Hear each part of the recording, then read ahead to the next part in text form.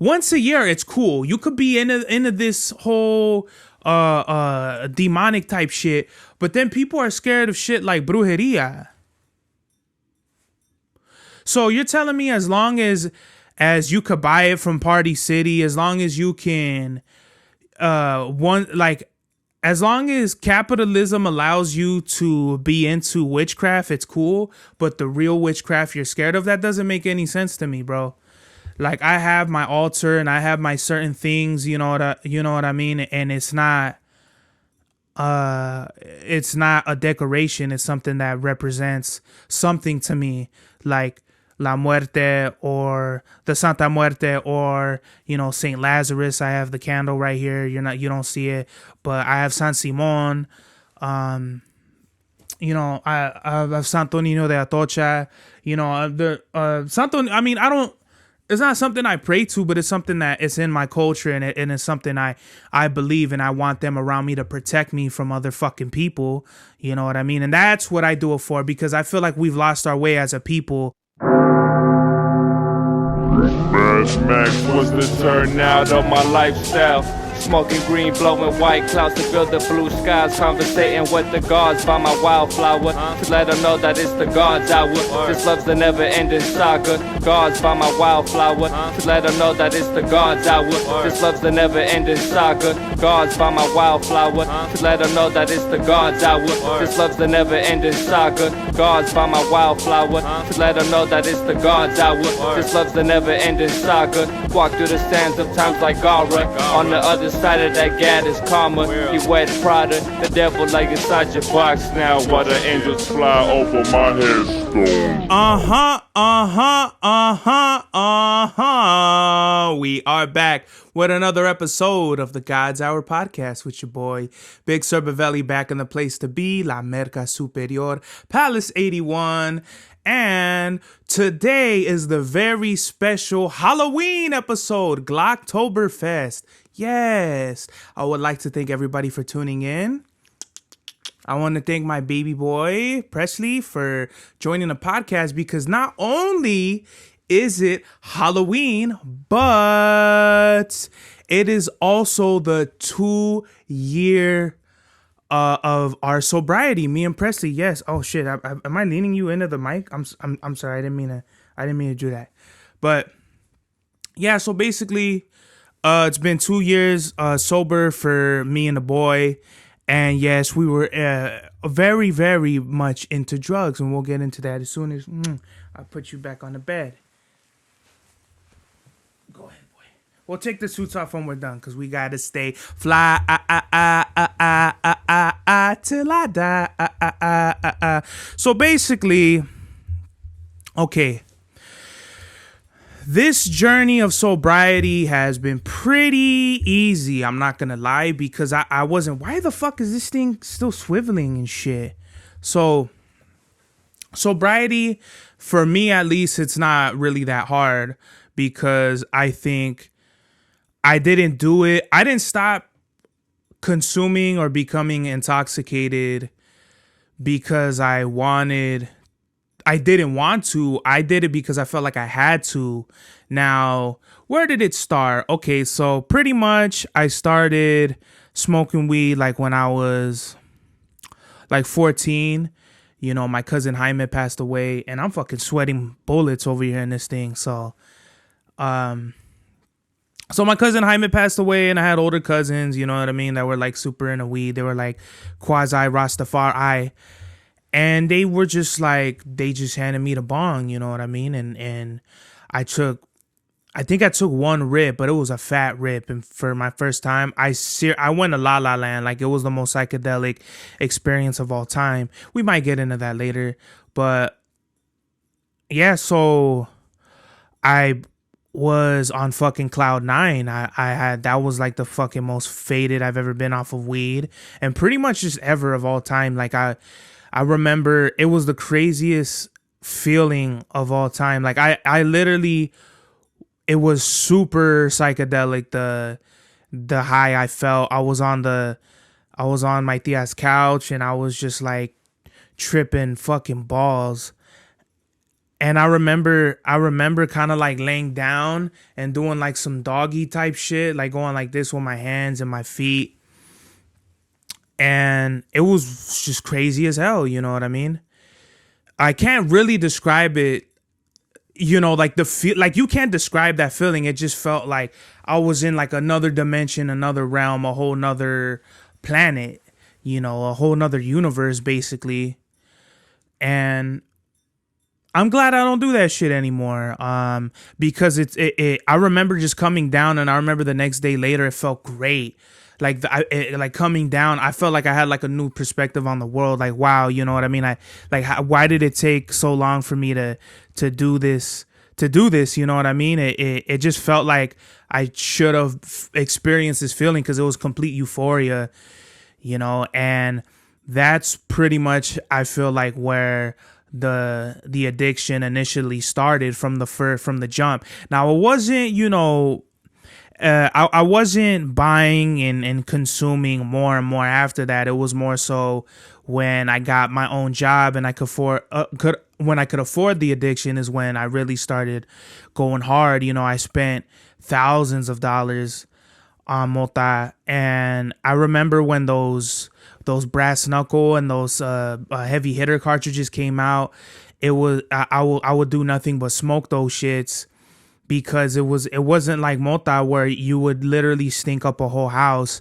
It was something like you could probably stink up a room, with the brass knuckle shit, or if you just smoked outside, as long as no one smelled it, you know what I mean, you were good. Or like, let's say you smoked, you took a walk, hit the pen, and then came back. No one was gonna know. But I mean, in your face, like, I could pretty much tell when people are high now. Like when I used to get high, I used to think, they're not gonna notice, but it's pretty noticeable. At least for me, like I could see it now. And if you're looking for that, you're definitely gonna tell, like, oh, this fool's all faded. So while I could afford the addiction and all that, it was good. It was really cool. But like, it felt good. But then it started to become something else when I was doing that all the time. Like there wasn't a moment where I couldn't be sober. And I try to like bullshit myself, like, oh, I could just stop whenever. And I think the only time I ever was sober for a while, it was probably when I was in junior, when I was a junior in high school, not in junior high, but when I was a junior in high school, I gave up smoking for a month, and it was no big deal because I didn't have a job. So it wasn't like, had I stopped as an adult making money and shit for a month, that would have been a real big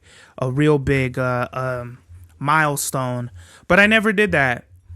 And what started happening was I would get high before work. I would be getting high either at work or on my lunch break at work, and then after work, and going home, and then being home.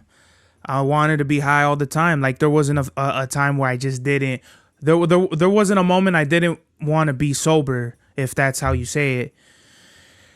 And I kind of don't feel ashamed of it. It's just kind of like, it's a part of me. It'll always be like kind of who I am. You know what I mean? Now my addictions take the form of like fucking snacks and all that. I'm gaining a little bit more weight. You could probably tell from the fucking last few podcast episodes. And I'm really trying to go down from that. It pisses me off because I was 250. The least amount I ever went down to was 251, and then I gained 10 pounds. Like I'm at 261 right now. I'll probably gain more because I fucking ate like shit the whole day, and that's pretty much what it is. It's like me not caring and just kind of just saying fuck it like every day. And you shouldn't be doing that. If you want to lose weight, if you want to maintain discipline, you should really like be like, no, like every chance you want to indulge, you just say no, like I'm not gonna do it. That's not like what's gonna happen. But I'm trying to work on it, and as long as you're working on it, whatever, more power to you. I'm not gonna try to discourage anybody, but you're not disciplined, so you should fucking whatever, right? Even when I was like smoking and shit, like the last year of it wasn't it wasn't good. It wasn't like I was getting anything from it. Like I was just smoking it for the fucking sake of it and just to feel normal. And that's what addiction becomes. It's like it goes from you getting high and having fun to you having to get high to be normal, which is like super fucking sad. And if you ever look to the first episode of the God's Hour podcast, I'm high and drunk. You know, my parents weren't here. I fucking decided to make the podcast. And I think November 3rd is when I actually first dropped the first episode, but I had already pre-recorded. I mean, I pre-record every episode, but I mean, I recorded 6 episodes by the time the first one dropped. So I had already had the idea of it, and for whatever reason, you know, one day I was, you know, one of the regular times, you know, I got off from work or whatever. Actually, so when I was working at the last day I worked at Frito-Lay, they gave me a probation, like you're on probation when you first get into any company, right? Just to see how you perform, to see how well you're gonna fit within the company, and it weeds people out. Like Frito-Lay is not an easy company. It's definitely one you're going to have to bust your ass every day. And I tried to at points, but there was no, like Frito-Lay is literally like the world's modern fucking, sweatshop. And I don't encourage anybody to work for Frito-Lay. I eat Frito-Lay products all the time, and I probably shouldn't. I should just be on total strike, you know, but the people who own Frito-Lay also own, you know, whatever it is, Nestle, Pepsi, Cola. Like there's a huge, like the conglomerate, the umbrella is super big, and there's no way, like you boycotting Frito-Lay, even all Frito-Lay products ain't really gonna hurt their dime. It's if you say fuck all the product, like you just go, like you stop drinking soda, you stop in like all, like everything that the company that the big umbrella corporation owns. Once you stop all that, then they're fucked, as Dick Gregory would say. So they basically told me, well, they do like the months in review. So they basically, on my second month, I had a whole nother month because, yeah, I worked September, October, and I could have stayed and did a whole nother month because it's 3 months. But basically they reviewed my the month or the 2 months for me, and they were like, well, you're not going to qualify. Like at this rate, you're not going to be able to work here anymore because you're not picking enough chips. I was a picker. I would scan the boxes of chips, put them on the cart, and then load them in the truck. I had to do at least 2,500 of those every day. And I was picking 150 chips an hour, which was like what? Times 8. So whatever math that is, 8, you know, yeah, like I wasn't doing I was barely like around 1,000 chips cases. And like when I say a case, if you ever look at the 50 pack of variety chips, like the big blue boxes or black, they could be whatever color, but there's 50 in there. I had to pick 2,500 of those every day, and I was only picking like maybe 1,000, if that. And it was super hard. And the way they set it up, and especially at that time, and I think there is still like a chip shortage now, but basically, let's say there's 10,000 chips orders of cases that need to be picked. Well, there's about 6 pickers, right?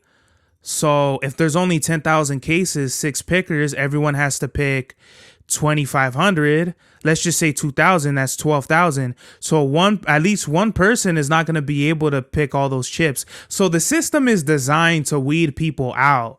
Like even the people who've been there, once they start falling behind that line, they already, like, I'm pretty sure there's disciplinary things or whatever. They get suspended. I don't know how it works. I don't work there anymore, but I'm assuming that happens because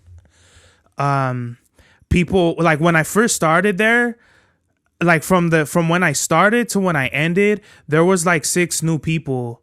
Like when I started, they like 2 people got fired. As I'm going in, 2 people came, like 1 left. And like by the time I left, they hired like 3 people and they probably don't even work there. The whole system is designed for people who are like really fast paced and are willing to do that shit every day. Me, I know my body, I know my limits, so I wasn't gonna push myself. Like as it was, we were already doing like 12 kilometers every day, which is I don't know how many miles, but it's a lot. I think that's like I think 0.6 kilometers is 1 mile. So 12 divided by point. I mean, I don't know. It was a lot of miles I was doing every day. And I was only doing like 1,000. And once you're doing 2,500, you're probably doing, I don't know, like double that at least. So there was no way I was able to keep the job. And I basically told them, like when they reviewed my probationary thing, I was like, I can't do this. There's no way I could do this. And they were like, are you sure? Are you sure? Because basically I was telling them I can't work here anymore. And they were letting me know that, like, are you sure? Like, are you sure that's what you're trying to say? Yes, bro. I'm not trying to be here and fucking do that shit. As it is, it was already far as fuck away. It was like halfway to LA, you know, and just, you got to look at the overhead, what you're spending on gas, your time, everything. When you work at a job, people, you got to understand, like, there's the overhead, like the what's coming in versus what's going out. Now, people who do the overtime hours that work there and all that, yeah, they were able to do that. But guess what? They were, as my dad would say, burros, you know, basically slaves. Like, they were just mules. And I'm not one of those people. I'm a creative, and I'm somebody that prides himself on being an artistically free and inclined individual. And that basically wasn't gonna fucking fly at Frito-Lay. I think I wrote some songs working there. I don't remember writing songs there, but I wrote, I want to say like 2 tracks from the Dog on Riverside Drive part 2 there. And it was crazy because I had been on unemployment, and then they had stopped me for I don't know how many months. It was a lot of months. I want to say from, fuck, dude. It was like a really long time, like months and months. They had cut off my EDD, what was it? The PU, the PPP, or the PUI, whatever loan, the money they give you for just not doing anything, which is crazy because I was getting, every 2 weeks I was getting $750. And I make more than that now in 2 weeks. But at that time, fuck, dude, like it was like the pandemic. You know, it was hard looking for jobs and shit like that. At the tail end of 2021 was when like jobs were opening up because the world was coming back to life. But for the longest time, I couldn't make ends meet. So basically, I had to rely on that EDD, and believe me, that wasn't the only choice I had. I could have been looking out there, but where my mind was with the addiction and everything like that, that wasn't gonna happen. You know, I was so complacent in the fact of just getting all faded and being a fucking Humpty Dumpty, as Joey Diaz would say.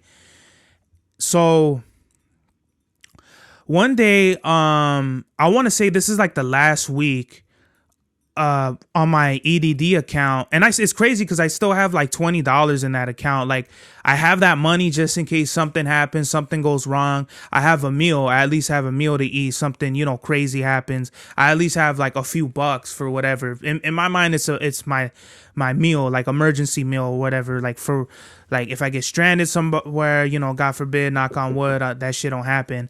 But one day I'm working, and for some reason, I just decide, I don't know if I got a notification. Maybe I got an email from my bank, and, you know, they had sent me money, or actually, no, I think I had just looked up my bank account, like my account balance, and I had like some fucking crazy number, like angelic number, like 5,555 and 54 cents or something. Like it was all like 5555. Like that shit blew me away. So I was like, what the fuck? I never to this day I still have never had that much money at one time in my bank account.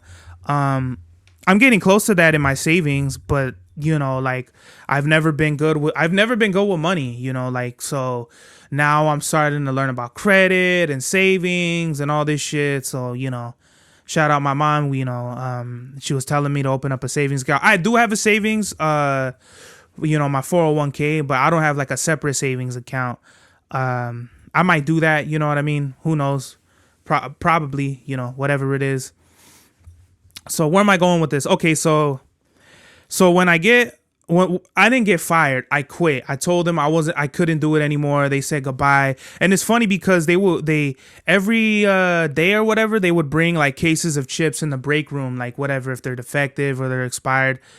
Like that's the type of shit Frito-Lay is on. Like, bro, like if they're expired or if it's a fucked up order or something, they'll just let the workers consume it. Like they're not like, oh, you guys did a great job this month, let's give you guys a fucking everybody a whole case of whatever flaming hot Cheetos or something. It's like, no, there's the compact, there's everything is gonna get thrown out every night. If you want to eat it, if not, it's gonna go in the compactor anyway. And I feel like a lot of corporations are like that. A lot of business, a lot of big corporations, they treat their workers like if they're expendable, because you pretty much are. You're working for a big corporation. They'll just replace you with whoever the fuck next. They don't care, especially if you're non-union, especially if you're not protected or have any certain benefits, or like they take illegal immigrants or whatever. Like they don't care. They're not going to protect you. They don't have to protect you. They don't want to protect you, as a matter of fact. Let me adjust my shit real quick before I go in depth. So basically my last day at Frito-Lay, I could just remember it. Like I got all high.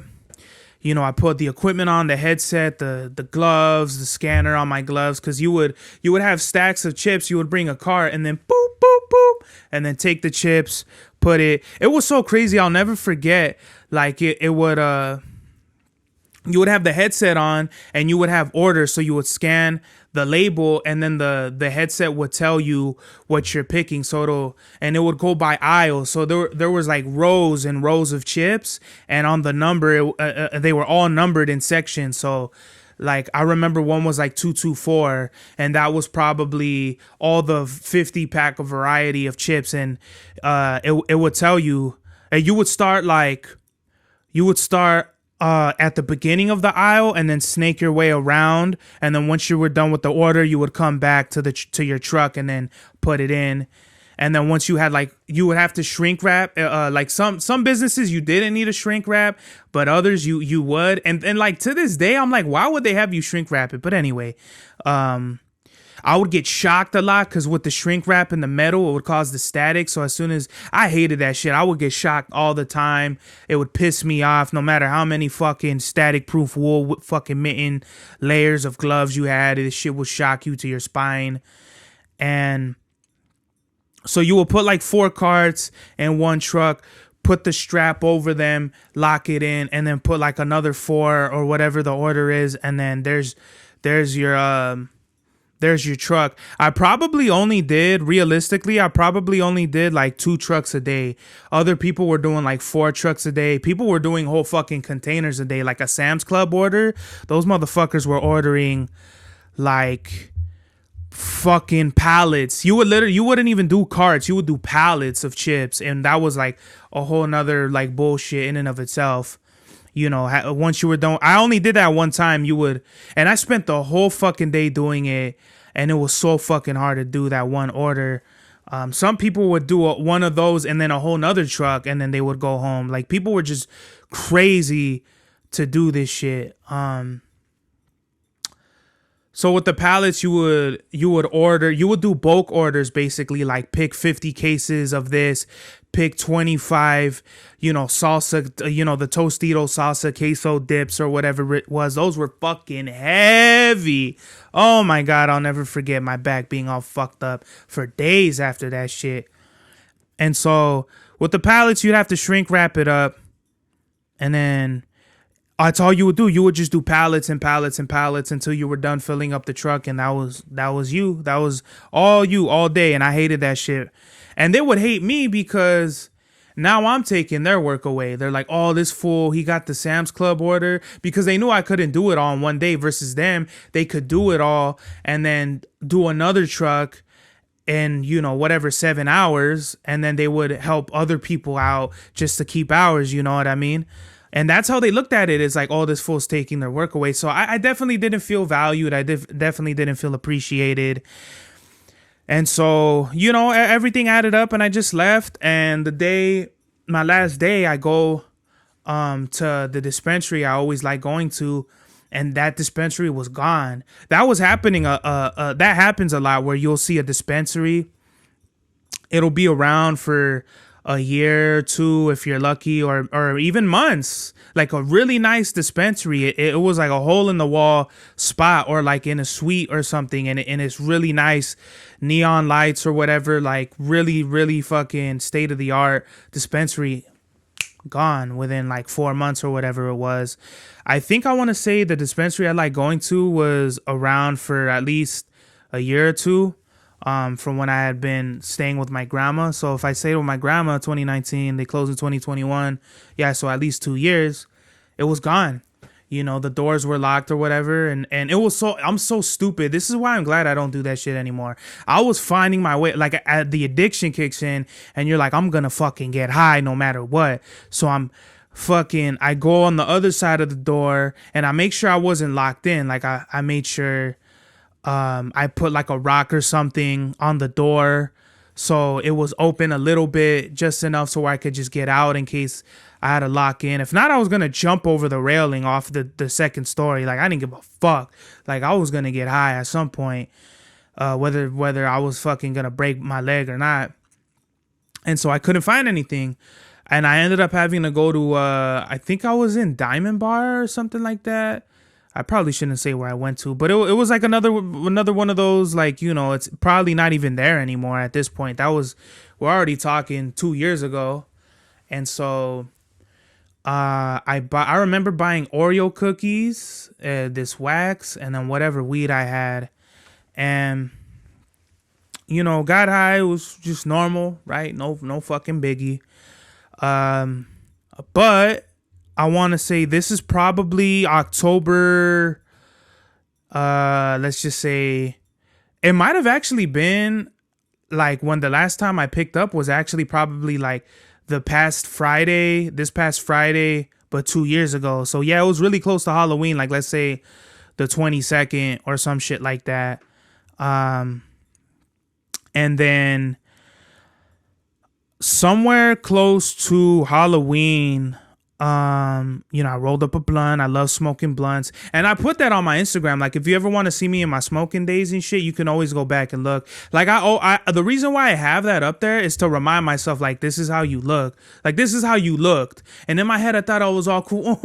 Fucking, you know what I mean? And fucking, doing little tricks and tracks and shit like that with blowing the smoke and all that. But honestly, looking at my Instagram page and looking at everything, like me smoking and shit, I'm like, what a fucking, you're a buffoon, you know what I mean? Like it was like really, it was fucking stupid, so I'm fucking smoking this blunt, and for some reason I don't feel like how it usually does when it kicks in and you feel really good, you feel really, you get high. I was paranoid. I had anxiety. I literally felt like fucking whatever the weed was doing for me, it did the opposite this time. And it scared the shit out of me. And so Halloween 2 years ago, I'll never forget, because that's when Drake did his Till Death Do Us Part card. That's when Geechee Gotti battled Lux. And that was a good card. That was a really good battle rap card. But I'll never forget that, because that's when I tried to get high again, and the same thing. It made me feel paranoid. It made me have anxiety and shit like that. And it tripped me out, and I never wanted to feel like that again. So I stopped, and then I even like I had like a drinking problem too, like where I would just get drunk whenever. I feel like that really started like after I came home, and it was like kind of like knee deep in the pandemic. I just had the money to get high and get drunk, so that's what I was doing all the time. And my favorite thing was drinking Hennessy with cherry Dr Pepper, and I blacked out. And I never liked to drink in moderation. I never did like one shot, two shots in a drink. I always like pouring like a fucking quarter cup, half a cup, and like whatever, like a nice glass cup, and then just, putting fucking Dr. Pepper over that and fill it to the tip top. I ended up blacking out. The first time I ever blacked out was a while ago. I didn't even know I blacked out, because you fucking black out and you don't know what happened. Somebody got stabbed. Maybe I'll tell that story another time, because we're already kind of like pushing the time right here. But and this isn't a club wristband. I should have been took this off, but whatever, it's here already. This was at Mike Rahagi, the shooting range. I went with my dad over the weekend. So back to I blacked out the first time somebody got stabbed. The second time I blacked out, I was pissing, and I didn't even know. I thought I was laying on my bed. But I guess my parents said that I had went and took a piss, and I fucking like fell, and I hit my head on the counter, and I didn't even feel it. Like I felt my head the day after, and I didn't have a bruise or whatever. Like, my body just didn't even feel it. That's how fucked up I was. And I remember they laid me down on my bed, and it felt weird. Like, you ever see a waterfall, like how it distorts your vision and shit? That's how it felt. Like, it just felt like 1 minute I was in my bed laying down, and I've seen that waterfall, and I came back to reality, and I thought I had fell asleep and woken up, but I blacked out. And I woke up, and my mom was freaking the fuck out, and my dad was like hella mad at me and shit. And I forgot what he said. Like fucking, I forgot what he told me. He was just super mad, and he was like, "You need to get clean. You need to get sober, this and that." And but this is before Halloween. So when Halloween comes, the last time I drank Hennessy, I blacked out. And not only did I black out, but I blacked out and I hit my head on that TV stand, like the back of my head. Like I collapsed like a sack of bricks. Like I just fell. I hit the back of my head on that shit. But it was weird because I blacked out for like a second, to where it just boom, like it was like you put the off switch on me, and I just fell and I hit my head. And then I was like, what the fuck? And then my dad was super pissed. He was like, "Man, did you black out again? Like, what the fuck?" Like, he already knew the dream. Like, he already know. Like, parents know, bro. Like, you can't, you know what I mean? Some parents are like really like cognitive with this shit, bro. There's no way you could sneak nothing past your parents. So yeah, that was pretty much the last time I ever drank or smoked weed, was Halloween. It's been a pretty easy journey. What's crazy is, like, I didn't even really know I had anxiety this bad until I got sober. That's why in Pocket Rocket Change I say, "See, I'm living with anxiety, living in sobriety," because that shit's real, bro. Like, I'm not living so much in sobriety as I'm living with anxiety. Like, I had like a mean old mini panic attack yesterday for whatever reason. I just felt like something was gonna go wrong. Like, I felt like shit was just gonna fucking go left field. The last two times I ever did shrooms, the first time I did shrooms was like, I had a great trip. And I was with my family. That was like the good part. But the last two times I did it, they were bad trips, and I was alone. So, and I have felt crazy anxiety. So the anxiety, it's fucking weird, because whenever I have anxiety, it takes me back to when I had bad trips. So then I start thinking I'm tripping, but I'm really not. So it's really weird how the brain works, you know what I mean? And I still work on it to this day. I still like breathe, ground myself, take a deep breath, get my thoughts together, and not try to overthink. Yesterday it just tripped me out because within 2023, there's been 2 times, yesterday and then another time, where I felt my heart was beating fast. My heart was beating fast for like no fucking reason, and I was just like, oh shit, you know what I mean? I was freaking the fuck out. And I feel like I get that from my father and my mom too. My mom, I could tell, like, just, my mom has anxiety, but my dad, I witnessed my father have a fucking full-fledged panic attack. He was driving. I think we were going to go home, but on the way home was my grandma's house. So my pop picked me up from school, and I'll never forget, dog, to this day. I probably was like 13, 14 or something, but he was like, oh shit. Like, he out of nowhere, he was driving and he was like, oh fuck, like, I thought he was having a heart attack, but he was like, oh no. Like, all he said was like, oh no. And he told me, he was like, I love you. I love you. I love you. And then I was like, what's going on? Like, I thought he was kind of like, I didn't really understand it, but I was just like, what the fuck's going on?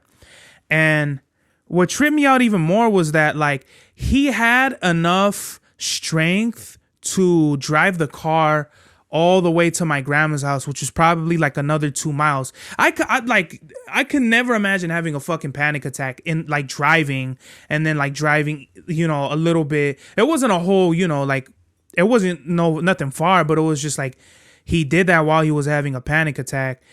So he was like resilient, you know what I mean? I called the cops, and the cops came, and well, not the cops, but the people, the paramedics, the firefighters came, the paramedics, and then they had the people who were training, they were training or whatever. And they were just asking me questions, what happened, yada, yada, yada. Does he have a history of whatever? And I didn't know shit about any of that. I didn't even know. My father didn't even tell me he had panic attacks until I was already like a grown man. Like, he was like, yeah, I have panic attacks. Like, that was the last bad one he had. I was with him in the car, and he's had panic attacks before that, which I didn't even know. I was too young to understand at that time what the fuck had happened. So just thinking about that, I'm like, you know what? If that's what I have to live with and my dad is okay, I'm going to be okay. And that's all I ever, think. I just try to think positively. I try to think, you know what? Maybe it's, God just testing his strongest soldiers or whatever. Like, you're not going to be perfect. Like, you're going to go through struggles and shit like that, but you're going to be okay. You're going to make it out. And that's like, it all ties in with like the addiction and everything. I stopped not because not because like I wanted to or whatever. Like, I had to. Like, I really felt like it was either something really, like, I was going to be a full-fledged fucking junkie, or I was going to end up dead, like, and that's how I felt like addiction was for me. So 2 years sober, I feel great. Look at me in my fucking little suit and shit. I wish I had a bow tie so I could have matched with Presley, but we're the fucking Men in Black, me and Presley. And I just, it always reminds me of, when in Boondocks, where what's his face has the Bluetooth, and he was like, bitches love this shit, man. They think I'm one of them men's in blacks. This shit is fucking, I love Boondocks. Boondocks is forever like one of my favorite shows of all time. So I just want to get also too, it's the God's Hours 2-year anniversary. It's basically November 3rd, but we could talk about it now. I mean, Halloween, November 3rd, it's basically the same fucking date, right? Where this is episode 132. I didn't think I would be this far. I honestly thought, I didn't know what I thought, to be honest. I definitely didn't think I would be doing this for this long on my own the way I do it now. I'm very self-sufficient with everything I do. So I already knew, like, I was going to figure out how this shit was going to play out. But yeah, man, the God's Hour 2-year anniversary. It's, I wish I had more to say, but it's pretty much self-explanatory. I want to shout out everybody who's come on my podcast: JB Ill, MC Rules, Abe the Freak. We're going to have Don Jesse on. We're going to have the whole Despite the Odds podcast very soon. The homie Looney. Shout out to Looney. I hope I don't miss anybody. I don't want to miss anybody. The One Voice, shout out to him. Everybody who's been on my Theo Angel, big shout out to my uncle, OG Bazaar One. Yeah, like, 2 years. I've had great guests. I plan on having more guests on.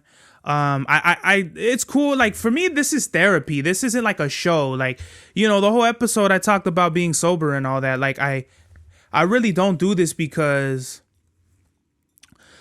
like, I want to make content. I do it because I have to. And I feel like I've talked about this before with the kids wanting to be on YouTube. It's like, for what? Like, what do you even want to do it for? Just because you see other people on YouTube and you want to be famous? Like, that's where society is. People value the wrong shit. If I didn't make music, I'd go fucking crazy. If I didn't talk to the fucking camera and if I didn't speak to the people knowing I have a message to send to everybody, I would fucking go crazy. You know what I mean? Like, there's just certain outlets I need as a human being to let everybody know that fucking whatever my perspective, right? So 2 years, it flew. It literally flew. I could have.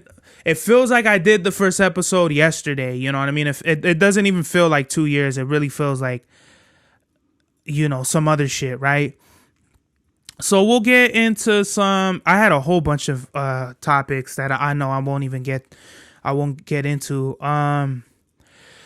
So while I'm walking around, and I play Pokemon and shit, they have like the Halloween decorations and shit. And some of these decorations are fucking crazy. Like, they got fools, like goblins and ghouls and like the Ring and shit. I'll never forget when I was walking somewhere and they had the chick from the Ring, but like she was like standing, because you know how they have that on the porch, they have the column and then it goes into like a rail. Like, she was on the rail, like looking like all fucking crazy. And I'll never forget, I thought it was a real person. I was playing Pokemon, like, and I didn't see the decoration. So, and it was on the corner of the house. So as I'm going around the house and I look, I was like, what the fuck? Like, holy shit. It scared the fuck out of me. So some decorations are crazy to me, some of them shits be like real realistic and it freaks me the fuck out. I'm not gonna lie, some of them do at least, but some I really do like the ones that are creative. Like, some people, they put lights on their houses. Other people, they just have different things.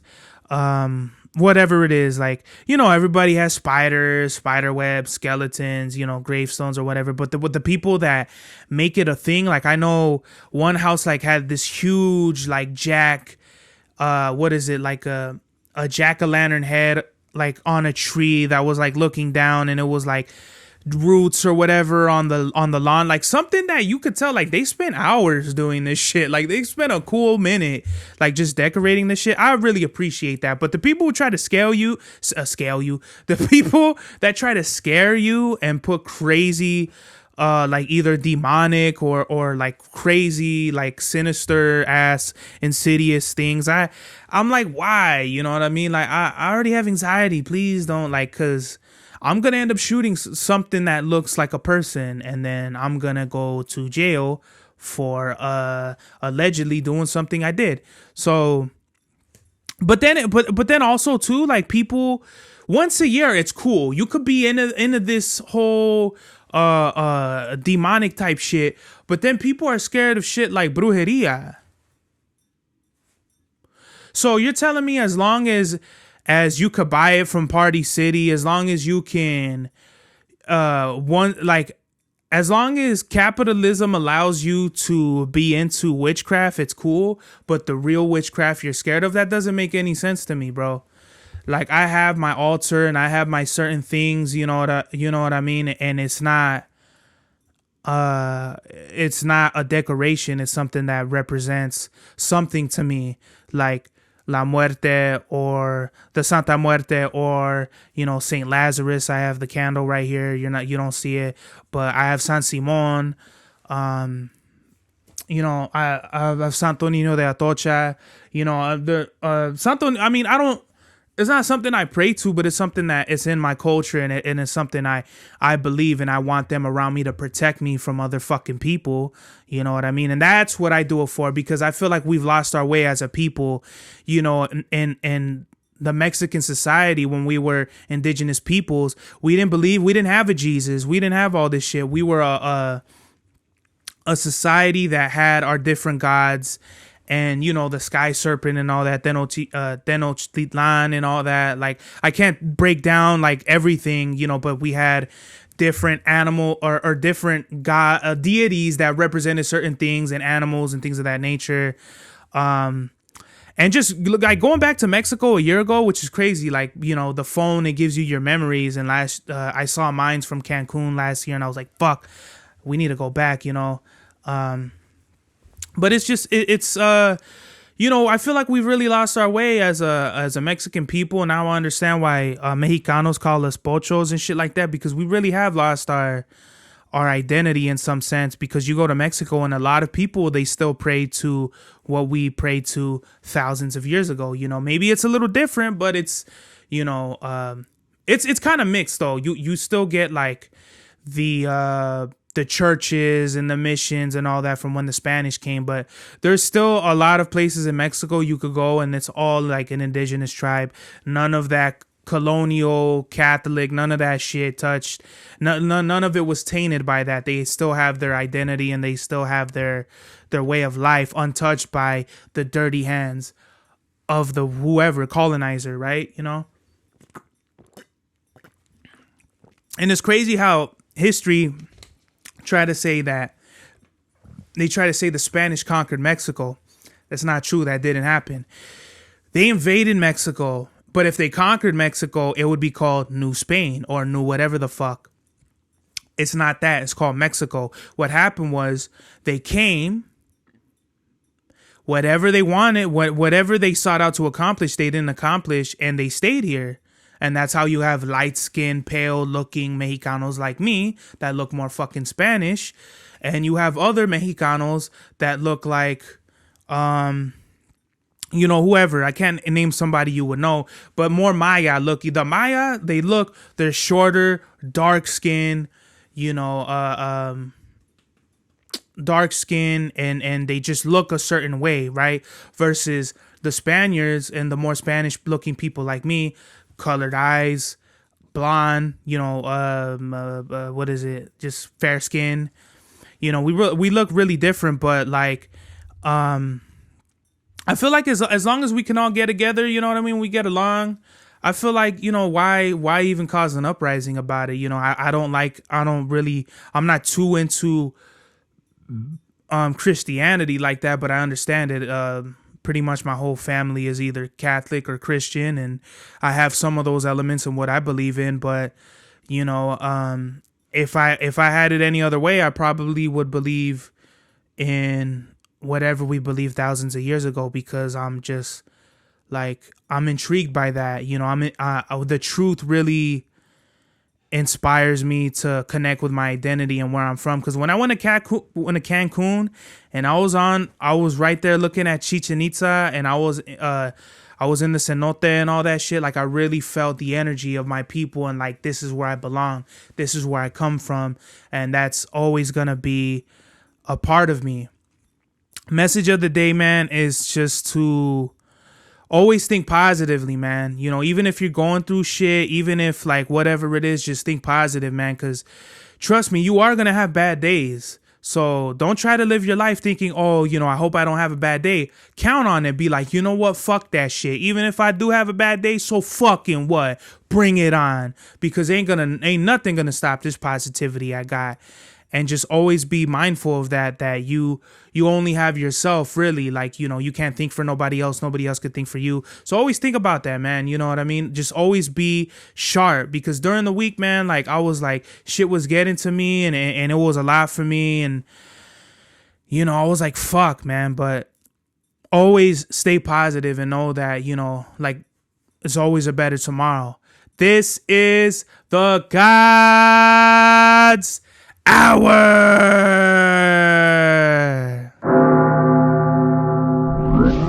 Max was the turnout of my lifestyle. Smoking green, blowing white clouds to build the blue skies. Conversating with the gods by my wildflower to let them know that it's the God's hour. This love's the never-ending saga. Gods by my wildflower to let them know that it's the God's hour. This love's the never-ending saga. Gods by my wildflower to let them know that it's the God's hour. This love's the never-ending saga. Gods by my wildflower to let them know that it's the God's hour. This love's the never-ending saga. Walk through the sands of times like Gara. On the other side of that gad is karma. You wet Prada, the devil like inside your box now. While the angels fly over my headstone.